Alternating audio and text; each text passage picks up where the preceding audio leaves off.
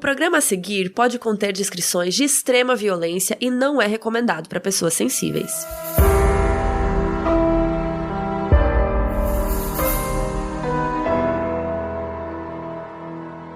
Olá, pessoal, estamos de volta. Olá!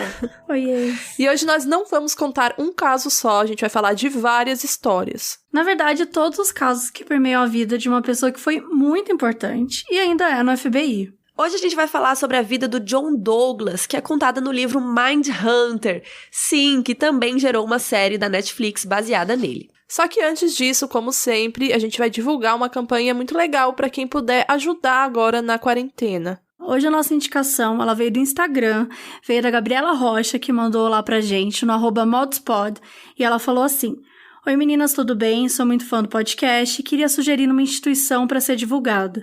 Sou voluntária no Teto, que é uma organização que luta pelo alívio da pobreza. Com a pandemia de Covid, lançamos uma campanha para arrecadar cestas básicas e itens de higiene para famílias em comunidades invisíveis. Se chama Por uma Quarentena Mais Justa. Podem nos ajudar a divulgar a campanha?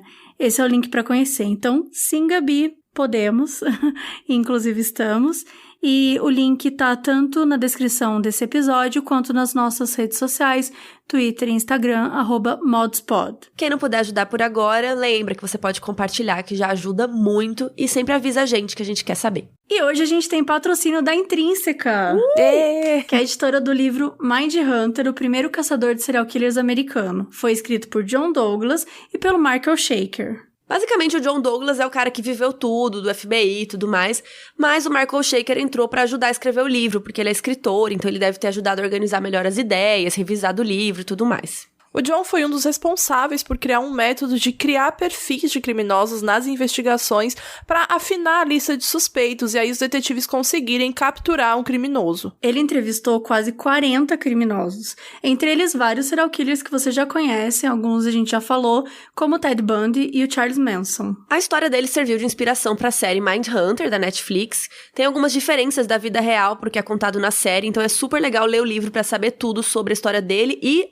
os casos, né, que ele conta. No meio do livro tem umas fotos muito legais das equipes do FBI, tem até do Ed Kemper sendo entrevistado por eles. Essa parte é muito chocante, porque depois quando a gente vê ele falando no livro sobre essa entrevista, é muito bizarro pensar, caramba, aconteceu mesmo, e tipo, um dos maiores criminosos do mundo, ele tava na frente exato, dele, né? sabe? Não, e tem a foto que prova, tipo, ele lá enorme e tudo. E se você quiser comprar pelo nosso link, a gente vai deixar no Twitter e no nosso Insta, que é @modspod, e na descrição do episódio. E aí, a gente também tem um cupom! Aê! Sim!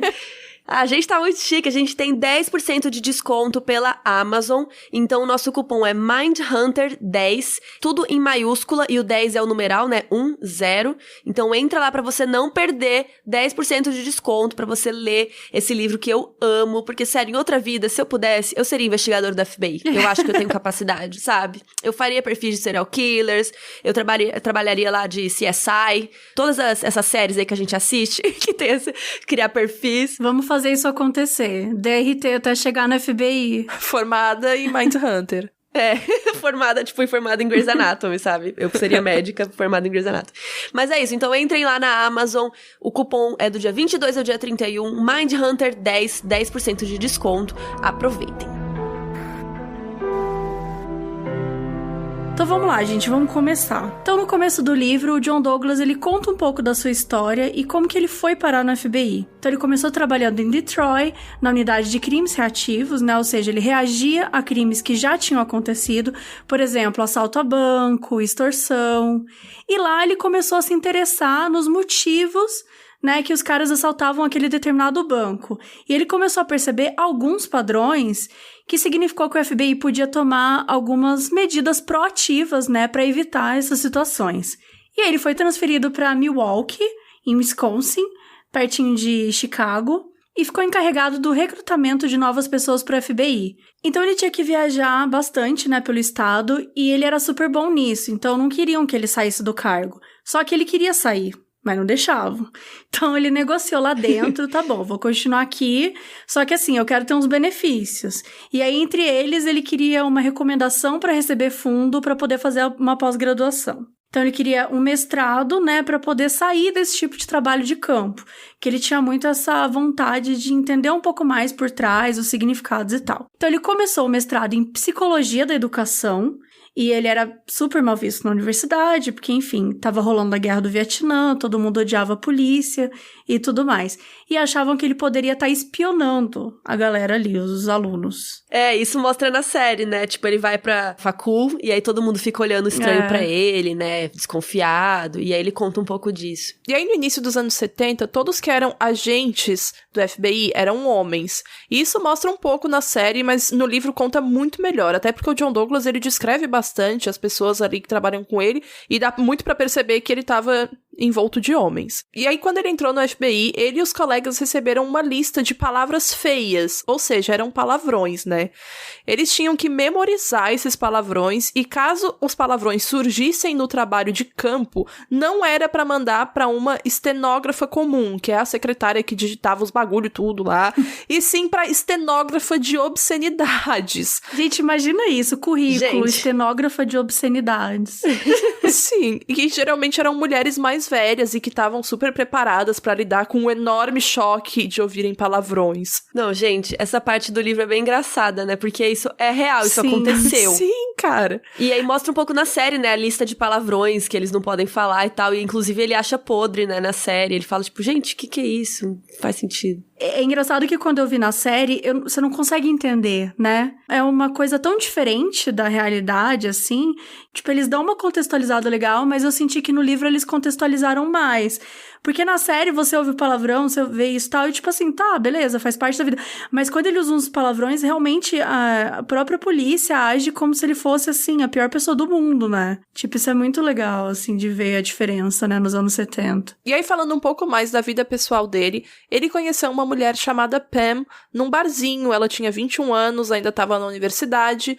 Mas, diferentemente da série, eles se casaram, né? Eles tiveram 2 filhas e um filho. Na série, mostram ela como uma mulher mó sem noção, assim, sabe? Sem consideração nenhuma com ele. Eu fiquei até em choque quando eu li o livro e eu vi que foi totalmente diferente do que mostraram. Eu também. Eu fiquei tipo, não era nada disso. Mas enfim, ficção, né? Pra inventar.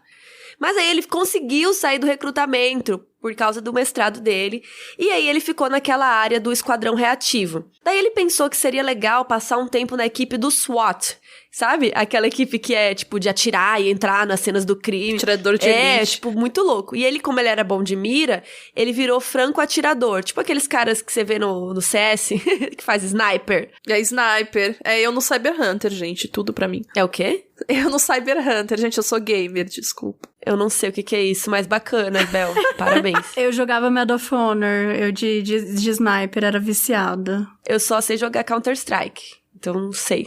Era o único que eu sabia da minha época, quando eu tinha 15 anos. Também serve. E aí, foi mais ou menos nessa época que aconteceu a primeira cena da série, que foi um cara que roubou um banco, foi perseguido e parou num armazém, tirou toda a roupa, aí vestiu a roupa de novo, chamou a esposa, e aí eles conversaram pelo telefone e depois o sujeito se matou. Na série é um pouco diferente, mas é mais ou menos isso, foi essa história que inspirou a primeira cena da série. É muito forte. Meu Deus, é muito, muito forte. Então era o tipo de coisa que ele convivia, assim.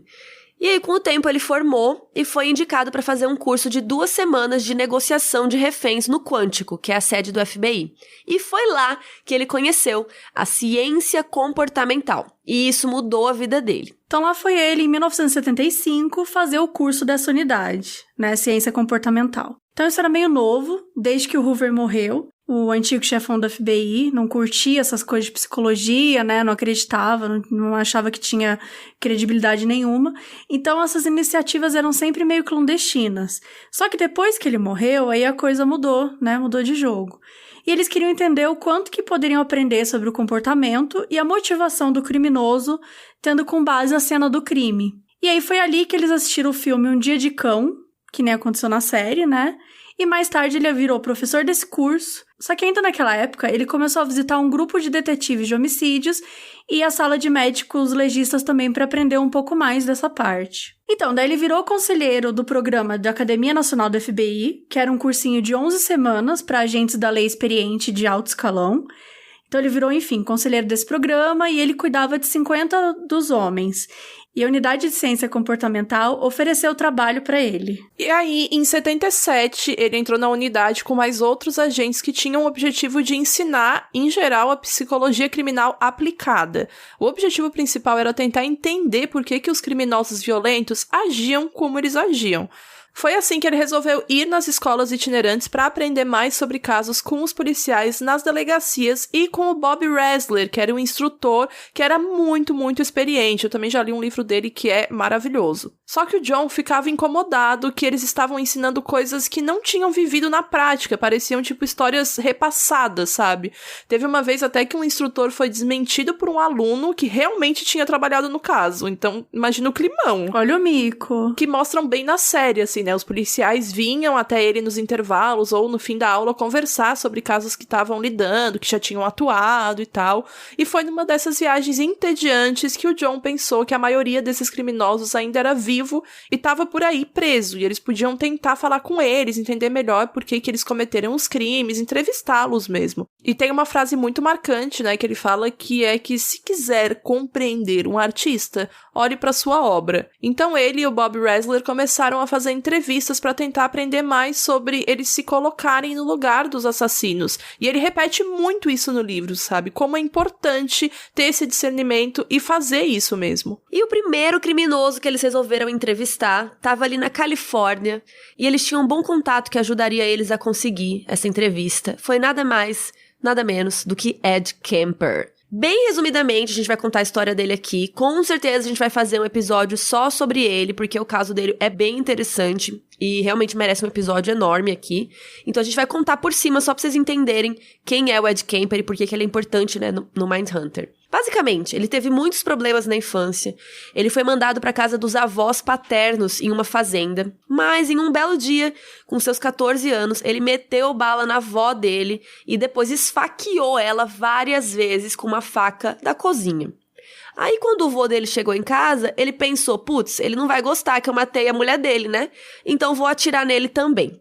E aí ele foi diagnosticado com transtorno de personalidade passivo-agressiva e foi para um hospital para criminosos com problemas psiquiátricos. E aos 21 anos ele foi solto contra a vontade dos psiquiatras. Enfim, ele voltou para casa da mãe dele, ficou uns 2 anos sem fazer nada, até que ele começou a atacar várias meninas. Ele dava carona e depois as matava, tirava fotos e brincava com seus órgãos. Ele era necrófilo. E ele acabou ficando conhecido como o matador de colegiais. O auge dos seus crimes foi quando ele matou a sua mãe a marteladas, estuprou a sua cabeça decepada e tirou a laringe dela e colocou no triturador de alimentos do lixo. Essa mais ou menos é a história do Ed Kemper. E o Ed topou conversar com eles numa boa, ele era super inteligente e ele queria entender melhor o trabalho do FBI. Inclusive na prisão tem um registro que o QI dele é de 145, que é super alto, e ele era um cara muito grande, né? Ele tinha 2,6 metros de altura e era bem parrudo, com 140 quilos. Enfim, ele foi o primeiro entrevistado, né, pelo John Douglas e pela equipe dele. E ao longo do trabalho dele, entrevistando os criminosos, muita gente achava eles doidos, né, por eles quererem fazer isso. Pra que vai dar biscoito pra assassino, né, nada a ver. Mas isso foi muito importante porque eles perceberam várias semelhanças entre os criminosos, né, vários padrões. E aí, com essas entrevistas, né, que eles faziam, encontrando essas semelhanças e tal, eles notaram que a grande maioria teve uma infância conturbada. A gente fala muito sobre... Acho que todo episódio a gente fala sobre isso, né? A gente aprendeu com o John Douglas. Então, muitos tinham sofrido, né, abuso físico ou emocional.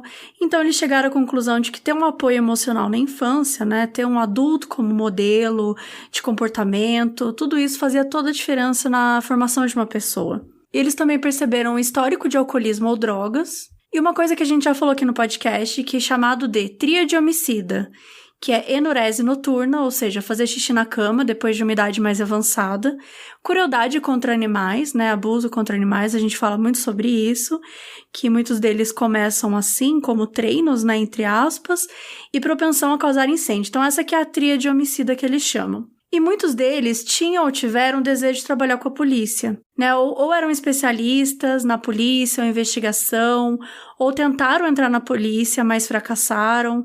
Então, por isso que alguns deles, né, iam trabalhar em alguma área que lembrasse a polícia, como segurança, vigia noturno, exército, né? A gente tem o BTK aí como um exemplo, que a gente já falou sobre.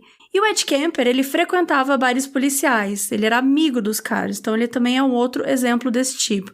E eles perceberam que o Ed, ele tinha linha direta com as informações sobre os crimes que ele mesmo cometia, porque a polícia acabava contando pra ele, que era apenas amigo, né? Então, por isso, em outros casos, né, o FBI começa a considerar a hipótese de que, às vezes, o sujeito tenta se infiltrar na investigação, né? Às vezes fica tentar próximo. Lembra daquele episódio do assassino do Snapchat, que a gente falou que o John Douglas, né, sugeriu pro detetive, durante a coletiva de imprensa, falar que talvez o criminoso estivesse ali, ou assistindo aquela transmissão? Isso, então, é uma das hipóteses que eles têm, numa das investigações, dessas pesquisas que eles fazem, e aí, com isso, eles também tentam instigar a pessoa a aparecer, a acabar contando, tentar, enfim, entrar em contato com a polícia, essas coisas. E eles também souberam melhor sobre os seus modus operandi, que é o como, né, da equação. É um comportamento adquirido que pode ser mudado e é o que é feito para cometer o crime. A assinatura é o que o criminoso precisa fazer para se satisfazer. É algo que tem a ver com as fantasias dele e isso raramente é alterado. O Ed Kemper, por exemplo, oferecia carona para meninas bonitas e quando perguntavam, né, onde que ele estava indo, ele olhava para o relógio meio preocupado, como se não tivesse muito tempo para levá-las, e assim elas achavam ele mais confiável. E olha que nojo, velho. Meu Deus. Filho da desgraçado. Sério. Mas isso é interessante, porque isso é o modus operandi dele. É o que ele fazia pra conseguir que as meninas entrassem no carro e levá-las. A assinatura dele é outra coisa. Então eles começaram a entender melhor a diferença entre essas coisas. E os criminosos em série querem satisfazer uma fantasia. Tudo tem a ver com manipulação, com controle e dominação. E como vocês já sabem, né, a maioria deles leva troféus. Ou seja, são objetos das vítimas, tipo relógio, RG, calcinha, até pedaços das vítimas, como o pelo pubiano, cabelo. E quando eles olham para o troféu, o criminoso sente novamente a excitação que sentiu ao cometer o crime, ao matar. E muitas vezes até passa a usar o troféu, como o BTK, que usava o relógio da primeira vítima dele. Ou o Gacy, né, que usou a televisão de uma das vítimas dele. Sim, e ele tinha o RG de todo mundo na casa dele e tudo. E até acontece deles darem de presente esses troféus pra alguém do convívio, tipo dar um colar da vítima pra própria esposa e etc. Que aí toda vez que ela passar em casa com o colar, ele vai sentir aquela emoção de novo. E por estarem fazendo essas entrevistas, eles também descobriram que a maioria dos criminosos em série são homens. Existem muitos estudos sobre isso, mas o John e a equipe concluíram que as mulheres pareciam internalizar os seus estressores. Estressores são eventos ou incidentes que desencadeiam os crimes. Qualquer coisa pode ser isso, depende do que é importante para cada pessoa, mas em muitos casos pode ser a perda de um emprego ou perda de namorada ou esposa. As mulheres têm a tendência de descontar mais em si mesmas por meio de alcoolismo, drogas, prostituição e até mesmo suicídio. Outras podem reproduzir os abusos sofridos em membros da família, tipo a mãe do Ed Kemper. Mas uma coisa é muito clara, as mulheres não matam do mesmo jeito e com a mesma frequência que os homens. Eu falei um pouquinho sobre isso lá no FAQ, a gente pode até fazer um episódio depois sobre isso com mais detalhes, mas o Douglas fala um pouco disso no livro também. E aí eles começaram a separar os acontecimentos pré- e pós-delito, para entender melhor a motivação de cada coisa. Então, por exemplo, o que eles fizeram antes do crime, aí depois o crime e depois o pós. E conversando com os criminosos, eles conseguiam entender melhor e separar cada dessas coisas. Por exemplo, o Ed Kemper, no início, se desfazia dos corpos enterrando eles longe da casa dele. Nas últimas vítimas dele, ele praticamente largou em casa, sabe, de qualquer jeito. Então eles vão entendendo a motivação e o pensamento deles. E uma dúvida que o Douglas tinha, que é muito comum, que a gente até pode debater aqui um dia, se as pessoas nascem assim, ou se elas se tornam assim. E com as entrevistas, ele chegou à conclusão, eles notaram, que a grande maioria desses criminosos e assassinos teve essa infância conturbada.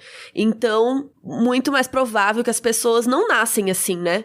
Elas se tornam assim de acordo com a sociedade, com o ambiente que elas vivem. E entre os nomes que eles entrevistaram aí tá o Charles Manson, que já fizemos um episódio aqui. E era um caso muito interessante porque o Manson, como a gente disse, ele nunca matou ninguém. Ele, com as mãos dele, né? Então, eles queriam muito entender a cabeça dele, porque ele manipulou pessoas pra matarem por ele. É um caso muito diferente. Inclusive, eu queria dar um trivia aqui pra vocês, que o Charles Manson tava na prisão de San Quentin, que é um presídio que tem um podcast muito legal que eu amo, que se chama Ear Hustle. Escreve E-A-R, aí separado, H-U-S-T-L-E, Hustle. E, enfim, é um podcast que fala da vida na prisão em San Quentin. É bem legal esse podcast, recomendo muito, muito mesmo. Nossa, eu tô até agora indignada ainda, porque a Carol falou que a gente pode levantar o questionamento de criminosos se nascem assim ou não. Gente, pelo amor de Deus, velho. Já vem com a teoria do criminoso nato, do lombroso, eu já saio daqui, aquelas, né, que não sabem debater com outras pessoas. Mas, nossa, pelo amor de Deus. Eu acho que a gente já chegou à conclusão que, realmente, a infância de quase todos os criminosos que a gente, né, fala aqui foi muito difícil. Então, é muito, muito, muito mais provável que as pessoas fiquem assim por causa da sociedade. Mas existem pessoas que acreditam, né? Tem uma teoria do criminoso nato que a gente aprende quando cursa criminologia, que o pessoal, se quiser procurar no Google pra ver, pode ir lá ver e ler sobre ela, porque ela não faz sentido nenhum. Daí vai ter certeza mesmo que não existe criminoso nato. Voltando pro Manson, então, gente, desculpa, eu perdi o controle. E, gente, só pra lembrar que a gente tá falando aqui sobre o que ele descobriu em cada um desses casos, mas a gente não tá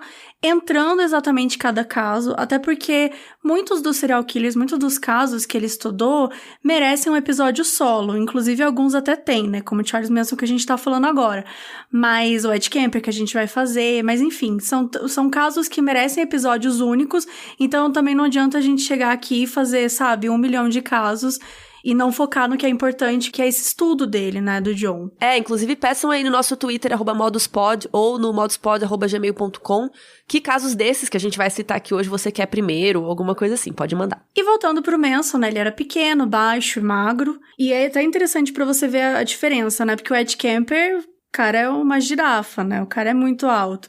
De repente você vai falar com o Manson, que é bem pequenininho. Dá até um contraste, assim, na série. Então, pra falar com eles, né? O Manson, ele senta no encosto de uma cadeira, assim, com os pés no assento, sabe? Tipo o L de Death Note.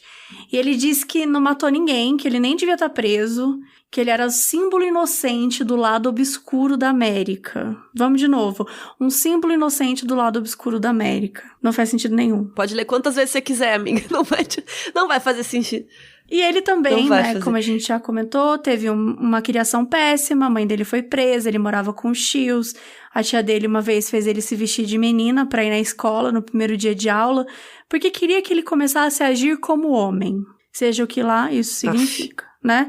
Então, com 10 anos já morava na rua, ele tentava manipular as pessoas de todas as formas possíveis, né? Ele queria manipular essas pessoas da seita que ele criou. E o Douglas, ele acha que o Manson não planejou e nem queria fazer o assassinato da Sharon Tate e das pessoas que estavam na casa.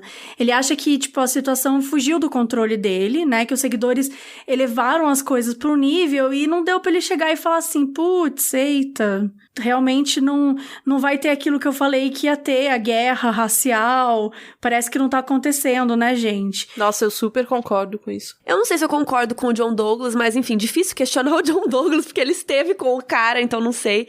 Mas assim, de tudo que a gente lê, não parece que ele falou, putz, agora eles já mataram, agora eu vou fingir que tá rolando o Helter Skelter. Eu não acho nesse nível, mas eu acho sim que, tipo, ele não conseguia mais controlar, principalmente o Tex, que era o braço direito dele lá, que já tava se achando o próprio Charles Manson. Prova disso é até eles terem voltado lá e também, óbvio que o Manson mandou eles irem na casa, né, na Cielo Drive, mas eu acho que ele mandou mais pra, tipo, matar quem tivesse lá, mas não no nível que foi, sabe, na carnificina que foi.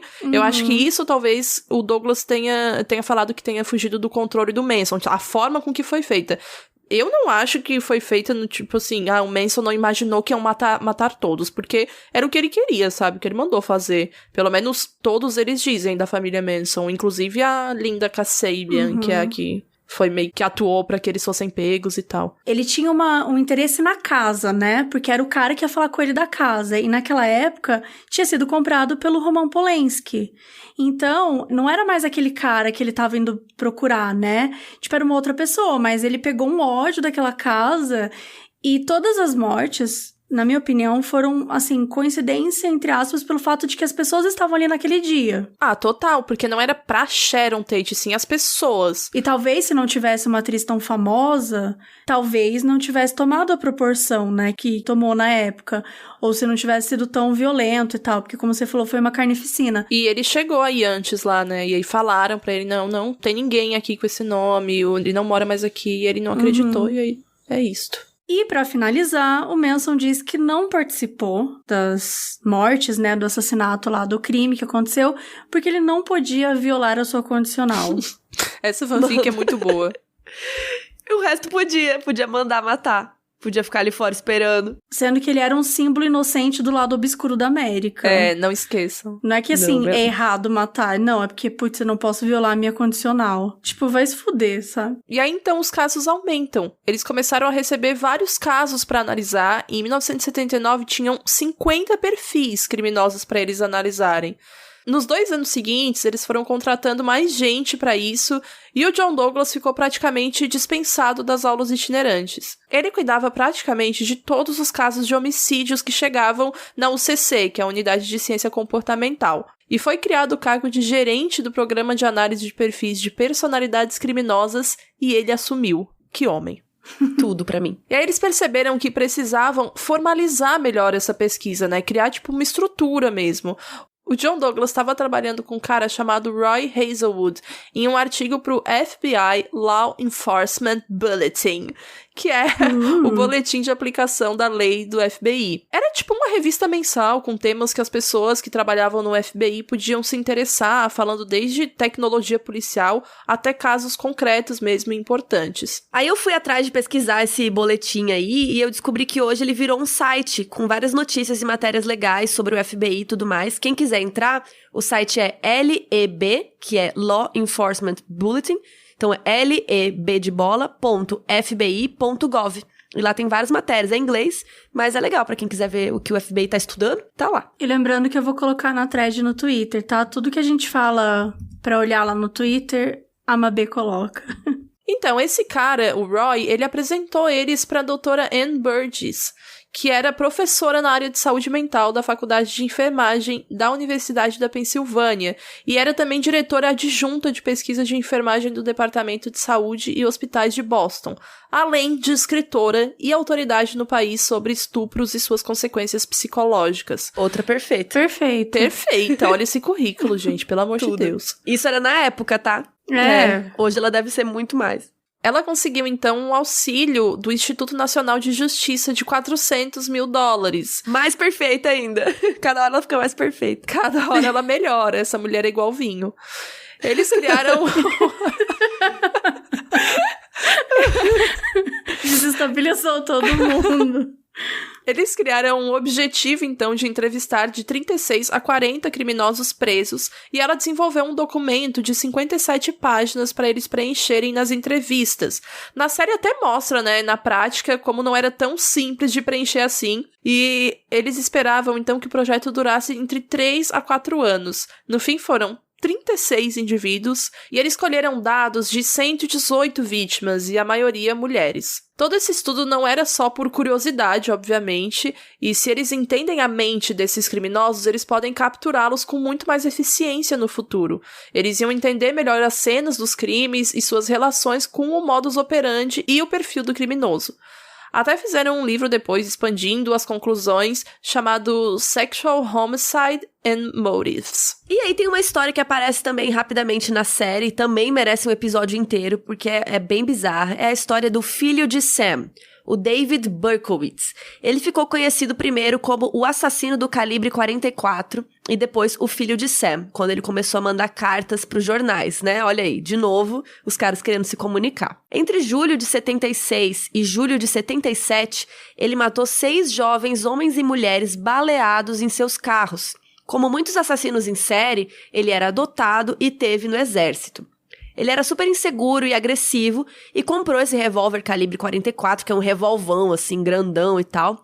E ele, óbvio, se sentia mega poderoso quando ele tava com esse revólver. Depois ele acabou se declarando culpado e foi preso, tudo, mas depois, já na prisão, ele negava tudo. Nas entrevistas, eles descobriram que ele iniciou mais de 2.000 incêndios e ele anotava tudo num diário. Ele se masturbava quando ficava olhando as chamas e depois ainda quando os bombeiros chegavam para apagar o fogo. Então aí, de novo, reconfirmando a tríade homicida. E outra coisa é que o John percebeu que o ódio dele era voltado para as mulheres, porque na hora do crime ele ia até o lado do carona do carro e não do motorista. Ele atacava locais românticos onde a galera ia para namorar dentro do carro, e naquela época era muito mais comum a mulher estar sempre do lado do carona, né? Por isso a gente tá falando daquela época, anos 70. Então o Douglas acredita que ele matava os homens só porque ele tava ali, tipo, o cara já tava lá, mas o foco dele, a raiva dele era contra as mulheres. E como muitos outros, ele voltava na cena do crime, que era uma suposição que a FBI tinha sobre esses criminosos, mas eles não tinham certeza. E aí eles descobriram, por exemplo, com esse caso, que ele voltava na cena do crime ou onde a vítima foi enterrada. E no caso dele, ele ficava rolando na terra do local onde ele fez o crime para reviver a sensação, e depois, chegando em casa, ele se masturbava. Por esse motivo de querer reviver tudo, muitos tiram fotos dos crimes, por exemplo, como o BTK ou como o Jeffrey Dahmer, que a gente já citou aqui. No caso do Berkowitz, ele não levava nada do crime, ele não levava troféus. Só ir lá, novamente, era suficiente pra ele, né? Ele ficar lá se revirando no chão e tudo mais. E o nome Filho de Sam veio de uma carta que ele deixou pro capitão da polícia. Ele deixou essa carta perto de um carro de uma das vítimas. É uma carta bem sem sentido, assim, não dá pra entender nada. A gente não vai ler hoje, né? Já falamos que faz sentido ter um episódio dele, mas basicamente ele fala que ele não odeia mulheres, que ele não é um monstro, que ele é o filho de Sam. E aí, depois de preso, ele diz que o cachorro do vizinho, que é um labrador preto, né, caso você esteja se perguntando, era um demônio de 3.000 anos que mandou ele matar as suas vítimas. Não matei porque eu sou um imbecil. Eu matei porque o cachorro do vizinho, que por coincidência é um demônio de 3.000 anos, né, tá morando aqui do lado da minha casa. Aconteceu, acabou acontecendo.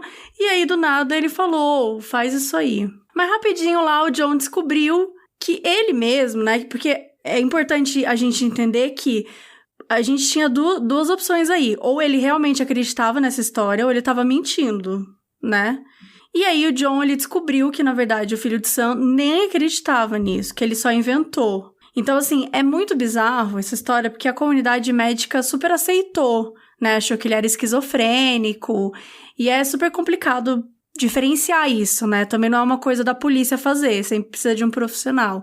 Então, no livro, eles contam muitos casos que a equipe ajudou na investigação com esses perfis e também casos que eles foram entrevistar.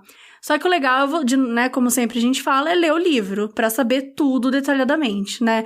Então, naquela época, ainda tinha vários policiais que meio que desdenhavam do trabalho da equipe da unidade de ciência comportamental, né? Achavam que eles estavam brincando de videntes, que eles faziam bruxaria, porque eles acertavam muitas das coisas, né? Porque é o que acontece quando você faz um estudo, né, e se leva ele a sério. Não é bruxaria, é estudo. Geralmente é isso. Então, em 81, o FBI ele fez uma pesquisa que tinha um questionário para oficiais e detetives que já trabalharam com eles e tal, para responder. E a pesquisa foi um sucesso. Todo mundo defendeu o trabalho deles e queria que o programa continuasse, né? Era uma forma de... É o famoso mostrar pro cliente que a coisa tá funcionando, sabe? Que tem futuro. Então, todos acreditavam, né, que eles realmente tinham um papel importante em refinar a lista de suspeitos e dar um foco para a investigação. E aí, na segunda temporada da série, a gente já vai ser apresentado aos casos de Atlanta. Em 1979, eles descobriram o corpo de um garoto de 13 anos em uma floresta em Atlanta e, procurando mais no local, encontraram um outro corpo de um menino de 14 anos. Os dois meninos eram negros e, com o tempo, mais meninos e meninas foram sendo encontrados na região. E só depois de muitos corpos é que finalmente conectaram os casos e perceberam os padrões. Muitos achavam que eram, crimes de ódio cometidos por racistas ou pela própria Ku Klux Klan, algum grupo de ódio desse tipo. Mas o John não acreditava nisso, e crimes em série geralmente não eram políticos e sim pessoais, né? Ele e um colega foram então para Atlanta quando tinham 16 casos já. Essa história, ela é bem longa, gente. É contada em detalhes no livro e na série da Netflix também, na 2ª temporada. E no fim das contas, o Wayne B. Williams foi condenado pelo assassinato de uma criança, que é o Nathaniel Carter. Até hoje, esse caso ele é muito falado e a gente pode fazer um episódio mais detalhado depois, se vocês quiserem. Eu acho que é legal citar aqui só porque ele fala esse caso no livro e tem na série também, e é bem interessante, tipo, dá muita raiva que esse cara foi preso por causa de uma criança, sendo que tinha um monte. E, cara, esse caso é muito revoltante, né, como a Abel falou, acho que faz super sentido a gente fazer um episódio sobre ele, que conta muito bem na temporada, né, na 2ª temporada, e conta no livro também.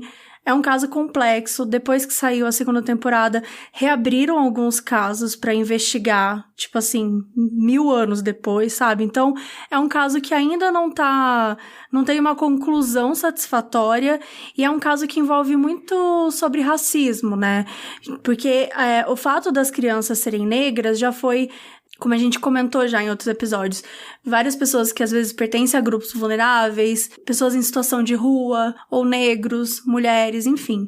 De forma geral, né, trans, sempre acabam sofrendo esse preconceito pela polícia, e aí muitas vezes deixa de investigar.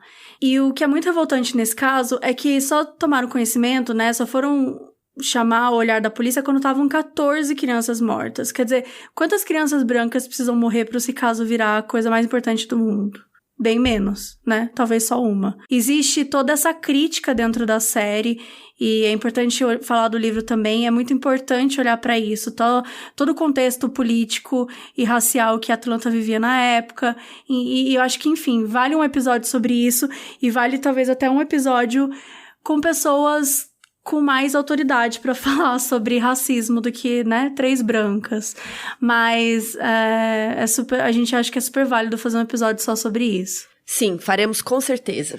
E aí, vamos voltando aqui pro John, um pouco da vida pessoal dele, que é mostrada na 1ª temporada, no final da 1ª temporada da série, que foi o caso de estresse que ele passou, que ele quase morreu, que na vida real foi muito pior, gente. Na série eles até amenizam, assim. Em 1983, ele estava dando uma palestra sobre análise de perfis em Nova York, quando a cabeça dele começou a divagar. Ele começou a pensar, nossa, como que eu vou cuidar desses casos todos? Ele ainda estava nos casos de Atlanta e muitos outros. Na época, ele estava trabalhando em 150 casos abertos, sem ajuda. Pelo amor de Deus. E passava 125 dias do ano viajando, ou seja, fuso horário diferente, avião, estrada. Às vezes ele fazia uma reunião rapidão e já entrava em outro voo. Gente, é muito cansativo. É muita pressão. Muita, muita ainda pressão. Mais que o trabalho dele não é, tipo, o meu. É ver séries, sabe? Falar de séries. Exato. O meu trabalho na agência era estressante, mas assim, ninguém ia morrer, sabe? Se um post não fosse pro ar. Agora você tá lidando com vidas, com pessoas, né? É foda se acusar uma pessoa com famílias esperando notícias. Então, assim, você não pode sair acusando qualquer um. E os policiais também do caso ficavam pressionando ele, porque ele tava com o caso na mão. Então ele tinha que estabelecer umas prioridades. Na semana seguinte, ele ia ter que viajar de novo pro outro lado do mapa dos Estados Unidos. E assim, sem contar que nessa época ainda tinha muita gente que não gostava da ciência comportamental ou dessas interferências que o FBI fazia nos casos. E ele ainda pensava, tipo, se eu tiver errado, eu posso estar atrapalhando alguma investigação e causar mais mortes. Então, assim, pensa na pressão, e tudo isso passou pela cabeça dele quando ele tava dando uma palestra. E ele disse que tentou se acalmar na mente dele, falou pra ele mesmo respirar e tal, ele acha que passou e que ninguém percebeu que ele tava doidão. Aí, beleza, ficou tudo bem, ele voltou pro Quântico e contratou um seguro de vida, porque ele ficou com medo, ele tava nervoso. Ele disse que tava se exercitando demais, bebendo demais, dormindo pouco. A vida dele tava o caos. Então, ó, não exercitem demais, bebam demais e durmam um pouco. Me identifiquei. Eu ia falar exatamente isso agora, viu, Bel? Não pode, Bel. Olha o que vai acontecer com ele agora, galera. Pra vocês verem se vocês vão dormir melhor e beber menos e exercitar menos. Assim, exercitar é bom, mas é porque ele devia estar apelando. 3 semanas depois dessa divagação aí, ele tava em Seattle, fazendo consultoria de casos. E no fim de uma quarta-feira, ele não tava se sentindo muito bem e pediu pros colegas cobrirem ele no dia seguinte, na quinta. Aí ele não lembra muito bem o que aconteceu, mas quando ele tava indo dormir, ele ficou se sentindo muito mal, e aí não lembra mais. Aí na quinta, no dia seguinte, todo mundo cobriu ele, deixaram ele descansar de boas. Só que na sexta de manhã, ele não apareceu pro café da manhã. Aí os amigos dele falaram, gente, cadê o John, né? Foram lá no hotel, pegaram a chave do quarto, encontraram ele no chão. Falaram que ele tava numa posição tipo de sapo, ele descreve isso no livro, tentando alcançar o telefone. Ele tava com o lado esquerdo do corpo todo paralisado e tava ardendo em febre. Imagina a situação. Se ele tava indo buscar o telefone só agora, quanto tempo ele ficou desacordado, sabe? Ô, gente, eu juro pra vocês que quando ele descreve posição de sapo, eu só consigo imaginar ele com, tipo, os 2 pés no chão e as 2 mãos também, sabe? Agachado. Tipo, essa é uma posição de sapo pra mim. Eu acho que ele devia estar meio agachado, se esticando, assim, imagino. Sei lá. Daí eu não consigo imaginar ele paralisado assim, né, dessa forma. Então eu imagino, sei lá, ele só jogado mesmo e eu só esqueço que ele descreveu uma posição de sapo. Tem sapo que Depende gosta do de sapo, ficar né, aí. Bel? Tem sapos e sapos. Quem é a gente pra julgar a melhor posição que o sapo vai querer ficar, sabe? Não, a melhor posição pra se ter um treco, né? Pois é. E ficar paralisado. Não, no hospital, o médico disse pros agentes que provavelmente ele não ia sobreviver. Ele tava com hemorragia no cérebro. Ele teve uma encefalite viral, que muito provavelmente foi causada ou agravada pelo excesso de estresse no trabalho. Ele ficou em coma 1 semana, respirando por aparelhos, tipo, ele quase morreu real. Cara, é muito chocante isso. E aí, um dia, o pai dele, a Pam, né, a esposa dele, e os agentes chamaram um padre, fizeram um círculo de oração em volta dele, e aí, no fim desse mesmo dia, ele acordou, depois dessa oração aí com esse padre, com essa galera. Ele acordou nesse dia. Bizarro. Muito louco. Então, gente, toma cuidado, né? Fica a dica, Bel. Não, gente, eu já tive um burnout no trabalho, e olha que assim, meu trabalho nem era isso. Então, é complicado. Mas, enfim, eles foram ficando muito famosos, né? A unidade de ciência comportamental e tal. E aí a gente vai um pouco pro cinema, né? Pro Silêncio dos Inocentes. Ai, gente, eu não sei agir. Meus filmes favoritos da vida. Esse filme é muito amo, bom. eu tenho um quadro aqui em casa. E o diretor do filme, Jonathan Demme, e o elenco, eles foram até o Quântico para preparar para as filmagens, né? Quântico, como a gente já falou, é a sede da FBI. E tem gente que acha que o personagem Jack Crawford foi baseado no John Douglas. Ele não chega a confirmar isso. Foi interpretado pelo ator Scott Glenn, que ele super acreditava na reabilitação, na bondade das pessoas, né? Em dar uma oportunidade e tal. Daí o John um dia pegou ele, né? Levou ele numa salinha e mostrou um monte de foto de crime, gravações de assassinos, sabe? Faziam matando suas vítimas, mostrou muita coisa pesada, muita tortura. E o Scott chorou, né? E ele saiu de lá convencido sobre a pena de morte. Olha que bizarro, né? Ele mudou a opinião do ator, cara, mostrando as coisas. E ele disse que não tinha noção de que existiam pessoas capazes de fazer coisas desse tipo. Então, o filme ele é baseado no livro do Thomas Harris, que é sobre um agente do FBI, interpretada por Jodie Foster, ninguém mais, ninguém menos que Jodie Foster. E ela vai entrevistar um criminoso famoso por ser canibal, que é o Hannibal Lecter. O Anthony Hopkins, perfeito. Sigam ele no Twitter, ele é perfeito. O Hannibal ou o Anthony Hopkins? Ele é muito fofo. Não, o Anton. Ele toca piano pros gatos dele, ele é perfeito, Carol. Ai, gente, eu não sigo, eu preciso. E aí, então ela vai entrevistar, né, esse criminoso pra tentar ajudar numa investigação de um assassino que tá solta. Enfim, né, tudo a ver com o que o John fazia. E o assassino do filme, que é o Buffalo Bill, ele foi inspirado em vários assassinos, inclusive no Ed Kemper e no Ted Bundy. E aí, no meio dos anos 80, surgiu a Unidade de Apoio Investigativo. A Unidade de Ciência Comportamental ela foi dividida em duas. A Unidade de Instrução e Pesquisa em Ciência Comportamental e a de Apoio Investigativo em Ciência Comportamental. E o John Douglas era gerente dessa última. Em 1990, o diretor da unidade saiu e, apesar de não querer muito, o John foi nomeado para o cargo. E foi aí que ele deixou o nome só como Unidade de Apoio Investigativo. Ele mudou para tirar esse estigma de que era algo muito psicológico e muito viajado, para ser algo mais prático. E é um apoio de investigações, né, gente? Fim. Era isso que ele fazia. E ele conseguiu aumentar drasticamente o número de pessoas da equipe. Eles fizeram trabalhos internacionais, ajudando em casos no Canadá e na Áustria. E aí, em 1993, aconteceu o fim do casamento dele. Ele e a Pam se separaram. E ele fala, né, no livro que foram diversos motivos, mas que ele sabe que o trabalho dele afetou muito pro casamento, porque ele era bastante ausente na infância das filhas, viajava muito, né? Ou porque ele tava consumido de casos pra resolver. Cara, abrindo aqui, deve ser muito foda ter um trabalho assim, que é tão importante, que você sente que precisa trabalhar o tempo inteiro, sabe? E acaba deixando de lado coisas que são super importantes, pessoas que são super importantes na sua vida, tipo, suas filhas. É isso, a gente tava falando, né? Tipo, se a gente deixar de trabalhar, ninguém vai morrer. No caso dele, literalmente alguém pode morrer. Então é muita pressão, né? Ainda assim, não dá pra você abdicar da sua vida, né? Imagina, uma pessoa cuidar de Eu sei, eu costumo sempre falar, né? Uma vez um cliente falou pra mim, tipo, essas 8 coisas aqui são prioridades. Daí eu respondi, se 8 coisas são prioridades, nenhuma, não existe prioridade. Não existe isso. 8, tipo, você não pode ter 8 prioridades. Né? Obviamente eu não falei desse jeito, né? Difícil. Pois cliente.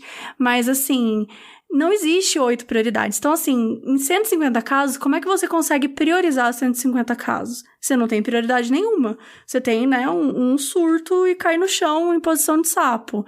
É isso que você tem. Então, acho que é muito interessante o jeito que ele fala. E é até triste, né, ler isso, assim. Sim. E olha que foda, gente. Tipo, ele comenta que quando algum dos filhos caía de bicicleta, se machucava, tipo, levemente, ele ficava muito irritado de ser incomodado com isso, sendo que tinham crianças sendo assassinadas e mutiladas e coisas do tipo. Ele tá tão acostumado a ver coisas horríveis que é difícil se impressionar com coisas rotineiras do dia a dia, sabe? Acaba não vendo nada desses detalhes, dessas minúcias da rotina. E ele é aquela pessoa, tipo assim, aí, né, obviamente, não exatamente assim, mas essa parte do livro dá muito a entender que ele é aquela pessoa assim, eu tive uma doença, eu tive 8. Sim. Eu tô com tosse, eu tô com câncer. É uma competição, assim. De sofrimento. Pra criança que caiu da bicicleta, é o dia dela. O dia dela Exato. foi eu cair da bicicleta. Pra ele era tipo, tem uma criança sendo mutilada, você não aconteceu nada com você, para. Então, realmente complicado. E aí ele fala, né, que ele não podia conversar muito do trabalho com os próprios amigos dela, porque, né... Pelo amor de Deus, né? Ninguém quer ouvir. Pois é. E aí ele diz que só acha que conheceu os filhos de verdade depois que ele se aposentou do FBI. Gente, isso é muito triste, pelo amor de Deus, sabe? E aí, na época que ele escreveu o livro, ele diz que os filhos estavam morando com ele e que ele e a Pam eram bons amigos até aqueles dias, né? Pelo menos até os dias que o livro foram publicados. O livro foi publicado. E aí ele se aposentou em 1995, algum tempo depois de ter se separado. E ele já voltou para a FBI para dar palestras, aula, consultoria. E ao todo ele estudou assassinos por 25 anos. E ele disse que nunca na vida dele ele se deparou com algum assassino que tivesse histórico de família positiva, funcional, de boa. Então ele concluiu que realmente os criminosos são criados pela sociedade e que em algum momento da sua vida aconteceu alguma coisa que causou essa influência negativa. E ele até no final do livro fala que o que ele acha que a gente precisa é de amor, né? Não de presídio, de polícia. Porque se todas essas crianças tivessem sido criadas em uma família funcional, com amor... estrutural. Talvez nunca teria acontecido, né, as coisas. E aí ele escreveu esse livro. O livro é de 2017. E aí chegamos à série da Netflix, que é Mindhunter. A série é inspirada na vida dele. E nesses acontecimentos, né, que ele conta no livro. Mas como a gente falou, não é tudo igual. Tem 2 temporadas, mas infelizmente, sério, eu tô triste de dar essa notícia pra vocês. A 3ª temporada tá meio confusa se vai rolar ou quando vai rolar. Por quê? O David Fincher, que é perfeito, maravilhoso. Nossa, perfeito, não sei se ele é. Perfeito. Mas o trabalho dele é perfeito, que eu não falo mais assim, porque, sei lá, né, hoje em dia a gente se decepciona com as pessoas. Ele é produtor executivo e diretor de vários episódios da série. Só que ele é um cara muito ocupado. E ele tá produzindo e dirigindo um filme pra Netflix chamado Mank. E ele também tá produzindo a 2ª temporada de Love, Death and Robots. Por isso, eles deixaram os contratos dos atores vencer. Não renovaram os contratos. Eles falaram que não podiam prender os atores, né? Se não tinha gravação marcada e tal. Agora, ainda com a quarentena, né? Não sabemos. Uhum. E a Netflix disse que o Fincher deve revisitar Mindhunter, mas que não tinha por que manter o contrato da galera e tal. E eu odiei essa palavra revisitar, Mindhunter. O que eles querem dizer com visitar, entendeu? A série é dele, ele tem que fazer a série pra nós. Não pode. Enfim, tô chateada. Nossa, ele faz uma obra-prima como garoto exemplar. Gente, eu só preciso de mais uma temporada. Fincher, você prometeu, sabe? Então, mas a série foi programada, acho que pra ter 5 temporadas ao todo. Pra poder chegar na história do BTK, né? E super tem história, sabe? Gente, o livro é muito bom, é perfeito. Tem muita coisa ainda pra contar. Não, tanto de caso que ele investigou, né? Putz. É bom que você falou, a gente não comentou no início, mas durante toda a série, né, eles fizeram de um jeito diferente. Durante a série, eles vão mostrando a vida, né, o dia a dia de um cara que a gente acaba descobrindo que é o BTK. Que a gente sabe, né, porque vocês ouviram o episódio, que ele foi descoberto muito tempo depois. Mas na série a gente tá nos anos, né? Ao a gente longo tá de lá 30 anos, né? Ao longo de 30 anos. Então, é interessante que você vai acompanhando essa parte dele também. Eu sempre quis ver como é que acaba isso, sabe? Como é que ele consegue chegar. Tipo, se ele vai chegar até a época que o BTK é pego, ou se ele para em algum momento, não sei, sabe? Mas... David Fincher, eu sei que você tá ouvindo, por favor, cara. Renova, sabe? I know you're hearing us. Vai trabalhar. Foda. Tem que traduzir pra ele. E traduz também. Tu já ouviu o teu nome, já tá ótimo. Já dá uma obrigação. Aí. Então vamos pra aquela pergunta. Mas o John Douglas viu a série? Sim. É o que o povo quer saber, né? É o que o povo quer saber. Sim, ele viu. E ele acha, né, que o ator que interpreta o personagem baseado nele, que é o Jonathan Groff, tá fazendo um ótimo trabalho.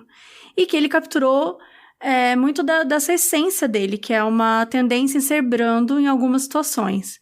E ele gosta muito de ver essa interação do Jonathan e do Holt McCallany, que faz o Bill, e ele comentou como depois de fazer as entrevistas, eles nem conversavam direito, porque tudo era tão revoltante que eles não sabiam o que dizer, né? Logo que eles saíam de alguma entrevista e tal, eles tinham essa dificuldade. Até eles têm um gap geracional, né? Eles não conseguem, às vezes, se colocar, não ter empatia, colocar no lugar do outro. Então, é interessante que mostre isso também. Então, é isso, gente. Essa é a história de Mindhunter, né? Principalmente do John Douglas. Incrível, homem perfeito.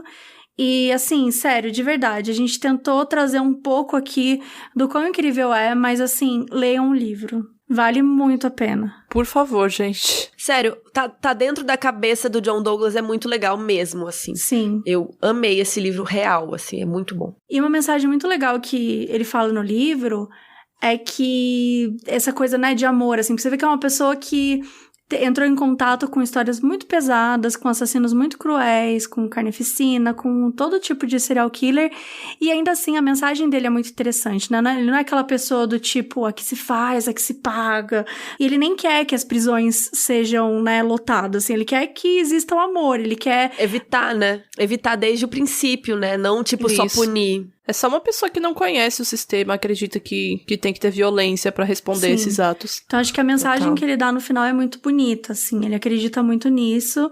E a gente também, né? Por isso que a gente tenta falar tanto sobre os nossos valores e o que a gente acha.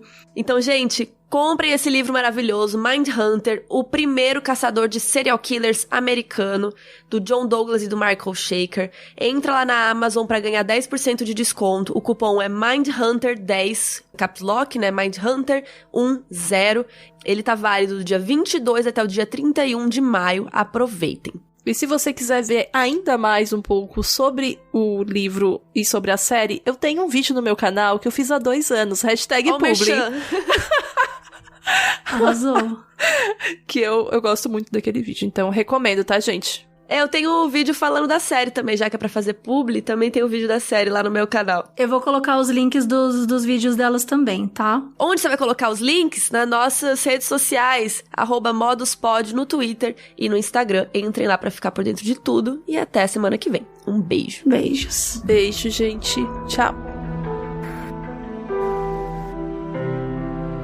Modus Operandi é escrito e apresentado por Bel Rodrigues, Mabê Bonafé e eu mesma, Carol Moreira. Esse episódio foi editado por Eduardo Sushi. Nossa música foi criada por Leandro Neco e Léo Braga. A nossa identidade visual foi criada por Banjo e quem cuida das nossas redes sociais é a Mabê.